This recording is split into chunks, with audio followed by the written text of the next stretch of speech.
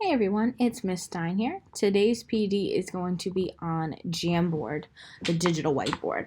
So throughout this last year and a half, we have become so familiar with so many different digital tools and digital whiteboards and different ways we can use it to help our remote kids as well as in person. We need a little bit of a refresher on how we can use it across all subject areas. So Jamboard is not just a digital whiteboard, it's an engaging tool that can be used across any grade level, any content area. So we're going to start off with kind of a refresher of Jamboard, and then we're going to go into how we can use it on maybe doing a response to literature, maybe it's an exit ticket, and so much more than just, hey, here's a digital whiteboard. So we're going to first go into, I'm currently in my Google Drive, and a little tip for you. This top button here is I call it the waffle. It's the 9 dots that are the Google applications. So Google Drive, Google Slides, and so on. So these are movable pieces. So you can move them based on how much you've used them. So obviously Google Drive, Google Classroom is always at the top, followed by Docs, Jamboard, Google Meet, Google Slides, etc. So we're going to go into Jamboard. So the first thing that you're going to see is all the Jamboards that is owned by anyone. So I'm in most of your classes. So being that I've seen most of your classes, it does pop up. And it can get overwhelming if a lot of people use Jamboard, or if you're using it as an assignment specifically, it'll pop up on anybody you share your Google Classroom with. So it's a great share tool, Google Drive, but sometimes, especially if you have multiple classrooms, it can become overwhelming. So I always like to do owned by me, just so I could see all my specific Jamboards that I have used, or templates that I have downloaded, and anything that I'm the owner of. So you can see I have a lot of different templates here, and I will share as many as I can. Some of them I have created myself, some of them I have gotten for free, or I share it with other colleagues, or I have family members who are teachers who use it as well. So I can share these templates with you at the end. The next thing is, hey, let's create a Jamboard. So you're going to go down to the bottom where hit the plus sign where it says New Jam. So this will create a brand new blank canvas for you. It's a brand new Jamboard. So we're going to create our title, 6-3 PD Workshop. I'm just going to name it. And we're just going to go over some of the features, some of the tools, and then we're going to go into how you can use it across all grade levels, all subject areas.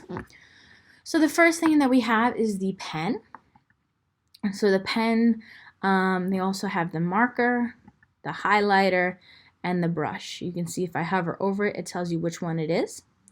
Unfortunately, we do only have 6 colors at this time, but a year and a half ago, many people did switch over to Jamboards just because of remote learning. So Google Jamboards have updated a couple little things, but hopefully that will be an update that will be coming in the foreseeable future, where they add some more colors. But we got some standard colors: blue, red, yellow, green, black, white. So we do have the brush, the highlighter, the marker, and the pen. So you can take a look at here what each one looks like. I personally like the marker the most because I like thick lines. Highlighter is a great tool if you want to underline, if you want to just focus on something, as well as the brush tool. Our next thing is our eraser, where you can only make one size of the eraser, but you can erase anything that you have made. We have the arrow, which is kind of just a select. So if you have images on here, you can select them and move them without drawing on them. We have sticky notes of multiple colors, where you can add different things that students are able to type into. Just make it blue. Those sticky notes can also be resized. So a lot of people I've seen it use where you create multiple frames on your Jamboard and you use it for each student. So this might be some way that you can use it where each student has their own Jamboard with their name already attached to you. That way, if they forget to write their name, you know who it is. So we're going to go into, next is our images. So when you add images, you can add them from your computer, by a URL, by a camera, so you could actually take a picture of yourself. Hi! by a Google image search and then by Google Drive. So you could add images basically from anywhere. Google image search will probably be your best friend, or uploading from your computer if you've downloaded something previously. You could also add shapes, circles, squares, rectangles, triangles. This is great to add for graphic organizers, for tables, if you're teaching a geometry lesson, if you want to just kind of outline something. And then you could also duplicate it, delete it, or order it. So if you click on the image and click on the three dots, you do have those options here. And then we also have where you can add a text box, which is great if they're just kind of writing a response, but you can move these around, resize them, make them longer, or even tilt them. Again, when you click the item and you go to the three dots, you'll get kind of the same options. Edit, where you could rewrite it. Duplicate, so if you want to do multiple names, or you could delete it. Now the next option is order it. So say you want to order objects. You want to put some color first. I'm just going to do this. You could do this with shapes. You could do this with images. I believe you could do it with sticky notes and text boxes. So say you want something ordered a specific way. Say I want the blue in the front, and I don't want to have to redo everything. So when you click each item, not only can you move it in the top left or resize it, when you click your three dots, you can go down to order. Now you want to go down to order, there's bring to front, bring forward, send backward, or send to back. This will allow you to order the images on the frame. So say you want the pink one, which is up top. Let's say you want that to the back. I'm going to send that one to the back. Now you can see that the blue one is over top it. You see that? Now let's you say, oh no, I want the green one in the back. Click the green, click your three dots, order it, and you can send it backwards, which will put it in front of the red but under the blue. Or you could send it completely backwards where it's now behind the red. So if you can see the red, the green is underneath, and the blue. This is great if you're putting stuff on top of each other and you want to do a certain colors, or there's so many different ways you can use it. That's how you would order your images. You could do the same thing with sticky notes. Okay. When you click it, you can order it and where you want it to go. So if you want to, let's say, hide the letter, and you want to do a big reveal. Today we're learning the letter A. So if you want to put the circle behind it, you can send it to back. So that way the A sticky note is on top of the circle. This is a great way to make things pop. So that was text box, shapes, and our last one is the pointer. So the pointer is just a good way to get students' attention without marking up the Jamboard. So if you want to underline something, really emphasize, hey, this is the right answer, or anything like that, that would be a great way to use it just to get their attention. The other couple features we have is set background. So if you click that, you can create different backgrounds. You can have dots. So if you're doing some sort of graphing activity, maybe that's great. We have lines, more of a grid view, a gray graph, blue board, chalkboard. And this is new within the last year or so, where you could add your own image.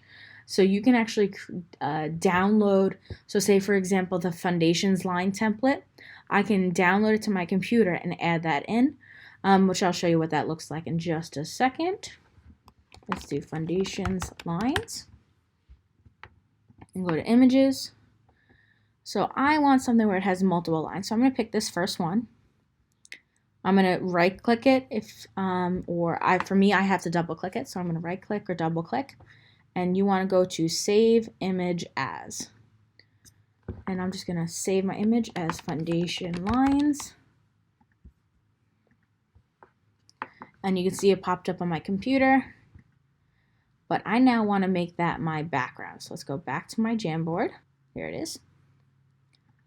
Let's clear my frame real quick. I want to set my background, hit image.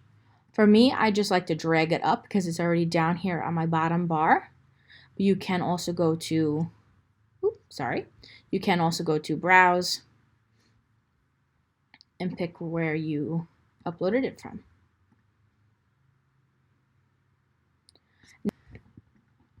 So I'm going to clear frame, but it doesn't clear the background. We also have where you can add multiple frames. So this is where a lot of teachers have used it, where they make each student their own frame. That might become a problem when you have 20 or more students, because you can only do 20 frames. So you might have to split frames or put a line in between to allow students to kind of collaborate or do groupings. So by doing that, you could do a couple different ways. You can just go to the next one and you're creating more frames. So you can see here it says 3 out of 3. I'm on that number frame. Or if you're like, oh no, I wanted to move this frame to the front. If you click it and hold it, you could actually move it to where you would like. Now say you want to make 20 frames of the foundation's lines. You don't have to re-upload every single background. If you click the 3 dots in the top right, you could actually hit duplicate, or you could delete it. So that way if you want to create 20 frames that are exactly the same, you can without having to redo every single one. So that is a refresher on Jamboard. So now that we've kind of had the refresher on Jamboard, the step-by-step on what each tool uses, now we can go into how we can use it more elaborately. We have become so familiar with so many digital tools. We worked so hard for a year and a half learning all these different tools and resources that we don't want it to go to waste come September. So we want that digital component to still be there when we come back in September. Students will still have these devices, will still have access to Google Classroom, where maybe we can have them not only do physical handwritten assignments, but as well as digital assignments. And students can show their work using Jamboard. So I'm going to show you some templates, that way you can use it across all subject areas. So a lot of these templates I've gotten from other colleagues, some family members who are teachers. I've gotten them for free, watching different YouTube videos and kind of self-teaching myself Jamboard and different tools. So a lot of the times they give you free templates, or if you just Google free templates for a KWL chart, for example, a whole bunch of things will pop up. Or you can create your own. So we're going to go into a Jamboard. I have a lot of different Jamboards up here that I've created or that I've used with my class. So this is great as kind of like an SEL activity. It's very simple. I just created different sticky notes for names. So we'll put in Miss Burnell, just to show you what it looks like. I'll make their post-its a little bit smaller. And now it's their job. Hey, we're talking about comparing and contrasting different animals, or what is your personal preference and why. Maybe you're having a debate on it. So you could actually add images. So I added GIFs because it's fun for my kids. No matter what grade, they're going to find movable images hilarious, fun, and these specifically are very cute. So this was a conversation like, okay, what is your favorite animal? So we can share by hitting the blue button with different staff members, with different students. So I'm just going to share with my other email. That way I can show you what it would look like for me to be moving it. Now it's time for them to actually kind of interact with it. So whether you're sharing this on the Promethean board and you're having the kids come up, find their name and moving it, or they're still on their device, they can click the object or the image or the post-it on their devices. So I'm going to log in to my other, right now I'm currently on my iPad off on the side. And this is a great way that we can show that kids can use it across any device. So I'm going to pick it up using my iPad. I'm going to find my name, and I can move it. I like dogs. So I'm going to move my name down. So you can see that was moved down. Let's say Miss Smith. I know she has a dog, so I'm going to move her to the dog side. Oh, but you know what? I think Mr. Thompson's cats. So they could actually move their own names and kind of interact with it. So this was very easy. I just would go to add image, click your image that you want them to kind of maybe debate on, or maybe it's an SEL activity. Maybe they're trying to figure out how they're feeling today. You could pick those images. So let's just go happy. And you can pick different images and then add them to your Jamboard and resize them. So this takes all of 2 minutes to make. If you become very familiar on how to add images, you could also add GIFs. So I do have a Chrome extension here for Jiffy, and I could show you how to add that on a separate time, where you could actually search your GIFs. Let's say I want this one, and I can drag it and put it into my presentation. And that kind of just makes it a little bit more personable. Okay, maybe this one is, what kind of foods do you like best for dinner? So the students can either take the sticky note and add their name. So let's say Miss Stein likes, I'm gonna go with salad. The salad looks pretty good. Okay. So this is a type of activity that can be used for an SEL, maybe a kind of just break in between for the kids, maybe a debate, or you can even add simple pictures of stories that they've read or books that they've read that they can discuss which one's their favorite. So like I said, you can add the post-it notes. You can have them kind of change the color, and then just put a small post-it note on what they feel is their favorite. Maybe not right over the food. And like I said, you can make this on a Promethean board, or you can give the students on their devices. So to share with the devices, you're going to go to share. And this is the most important part, is you want to click where it says get link. You want to make sure it says anyone with the link. If you do restricted access and they log in with a different email, or they get signed out and they're trying to re-log in, they may not be able to edit it. So we're going to do anyone with the link can edit. Then you'll copy that, and you can either send it to the kids via, if you're on a Google Meet for remote, or you could actually take this link and add it to your Google Classroom. Now I'm going to create my assignment. Complete the Jamboard. So I'm going to label the date and add, and you go to your Google Drive. Whatever your most recent does pop up first, so you could actually add that Jamboard. Now, in most of our assignments, we have the kids, if they're doing independent work, it says make a copy for each student. That means every single kid is going to get a separate Jamboard, not a separate frame, a separate Jamboard. So you just want to do, students can edit file, and then you could add the due date, the time, your points, or whatever you need to add, like a normal Google Classroom assignment. And when you assign it, they'll be able to very quickly add that and open it up. If you were doing remote, you could probably just add it to your Google Meet chat, but now that we're all coming back in person, that's probably your easiest way to share it with the kids, because most of them will still be having devices. Here's another one that I've created. This can be an SEL activity, beginning of the day, maybe transitioning, the end of the day, how they feel about the topic that you just taught. So again, you could add the images by clicking your add image, and let's just write sad.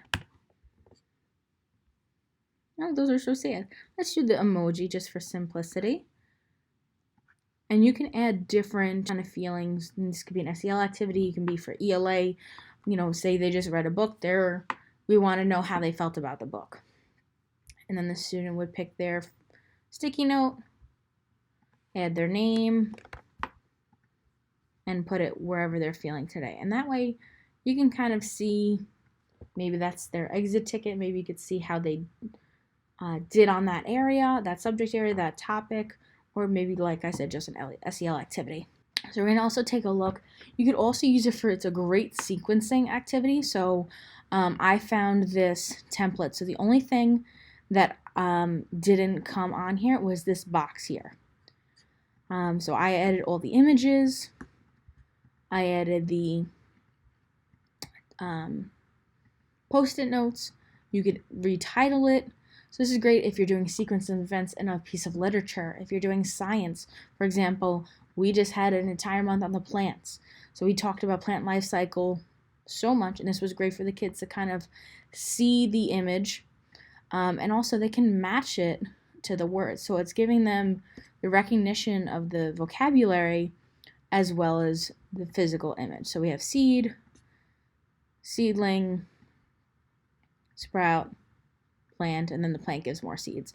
So you can actually make these all movable. If you want to get rid of them, you can. So you can use this across multiple areas. This is another great one where it's a story plan, where students can put in their little, say you're reading Clark the Shark. You can put the name of the characters in the story, and maybe everybody needs to write their name. So we'll put Miss S, and we said Clark. So that way they kind of know, if you're interacting on one frame, you know who wrote each one. You ask them to give you the problem, the solution, etc. So all these templates were free. And I will share a folder with you at the end of the day that has all these templates that you can use. And it was just an easy way to have the kids put their answers somewhere. I have also done it for KWL charts. I don't use it where my kids can write because obviously they're pre-K, but I'll go, okay, what do we know about plants? They grow. What do we want to know? How big they grow. So this is something that I might just type in. I might write in on the board using my Promethean board, or I might write in using my iPad. So I'll show you what the iPad would look like. I want to know what plants need. And I love seeing things in real time. So you kind of see where they might pause, where they might struggling. So that's great. And then we have, you can add your sticky notes, you can add images, whatever you need to kind of fill in your KWL chart. This was another good one where you just add images and students create their own story. This is a great thing with discussion. Every student creates their own story, so you can make different frames with different images, where they can kind of explain what they think happened, where they can actually type it in on a sticky note. Maybe you have multiple people working on this one frame, or maybe you give each student a frame. So that's how you can kind of use it for ELA, some science. And then we also have math. So it's very easy to create templates like this on your own, but I do have a template here already made for me. But this one, they kind of just created, or they Googled 10 frame templates, and they added as their background. So I'm going to go into Google, and I'm just going to go 10 frame. Now, if you make something a background, it will not move. And that's what you want. You don't want the object to move. Because the students, you don't want the students to move the 10 frame, you want them to move the counters. Also create it by yourself. You don't need templates. So I'm going to go into set background. Now I just saved that image to my computer. I'm just going to drag it up. Let's drag up the 10 frame. And now you have a 10 frame on your Jamboard, which can now be presented on a Promethean board. And where you can actually add your circles now if you want to add your counters like that. And change the color. You want to make it more transparent where they could see through. I like really bright colors, so I might actually just add my red picture, my red image I just downloaded. And you can put it up here for the students to drag. Again, you can make each frame a separate child. You can have them do different groups. We also have a great way you can kind of do a brainstorming, where you just add a shape to the middle. And then you just add a whole bunch of post-it notes on the outside where the students can add their own idea. Maybe you give them their name already and they have to find it. So you can use it for so many different activities. And there's so many different things here. I'm going to show you what I have already talked to a couple colleagues, and they have allowed me to kind of share with you how they use it. So this was the lovely Miss Shields. So she used it as an ELA lesson. So she gave each student the traits, but they had to give the reasoning behind that trait or the clues that they found in the passage. So all she did was she screenshot the image, she saved it, and added it to the Jamboard. Again, this is kind of just a screenshot image, and she added it to the Jamboard, and then students have a graphic organizer now to kind of organize their thoughts. So you can edit this, you can make every frame, you can differentiate for so many different kids. So let's say we're going to use this, but I want to duplicate it for multiple students. I don't have to redo it every single time. Let's say I have the 4 students or 4 different groups. Your second frame, what you want to give them less traits, or you want to give them more complex traits, or you want to give them maybe a different passage. You can do that. So you can do a lot of different things across many different subject areas. So now that you've seen my templates, I will share these templates with you. I do have a whole bunch of templates put in a folder. That way you can kind of use it. I will show you real quickly how it can be used for math and what your assignment is. So I'm going to go back to my Jamboards. I can go back by just clicking Jamboard Home on the logo. And this is some of the Jamboards that I've used. You could use it as a graphing. So we graphed Skittles last week, and I had the students kind of find their name, and they graphed how many of that color they had, so you could see that here. And you can see that Miss G and Miss Burnell, they make it with their math and with their solve and share. So they have 20 frames. So they have different students on the bottom, which is great. It's already labeled for them, so they just have to find their name. And they probably just duplicated each frame and just added the name to it. So they can find the question. They just wrote out Anthony's baking a cake, etc., etc.